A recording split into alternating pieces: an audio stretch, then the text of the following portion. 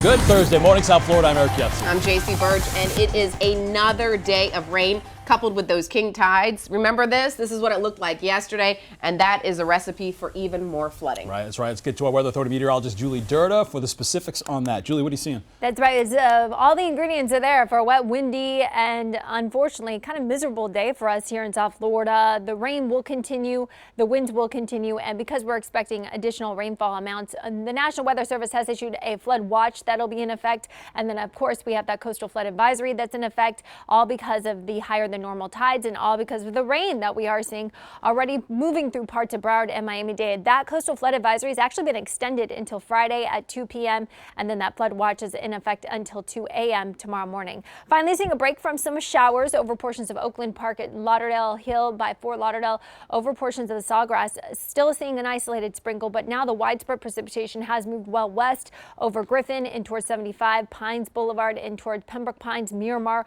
US 27, and then extending east and towards Opelika and south into Miami Gardens, Northwest 119th Street, Miami Lakes, over 95, 441, Surfside dealing with an isolated shower, Miami Shores dealing with an isolated shower. And then as we go to the Keys, we've got widespread activity over portions of Saddle Bunch Key all the way to Marathon, up towards parts of Island Murata. Actually, from Island Murata all the way to Key Largo, you got a shield of storms. Embedded in those storms are some very strong winds. Look at these wind speeds anywhere between 12 to 18 miles per hour with gusts anywhere between the 20s and 30s sustained throughout the morning. So temperatures only rising to the mid 80s. We're going to continue to be unsettled all day long. Now, all of this is stemming from a tropical wave that's moving into South Florida. National Hurricane Center watching it for 0% chance of tropical cyclone development, but all eyes on tropical depression number 16 that's soaking parts of Central America. Nicaragua will have to deal with mudslides possible. This could be our next named storm by this afternoon.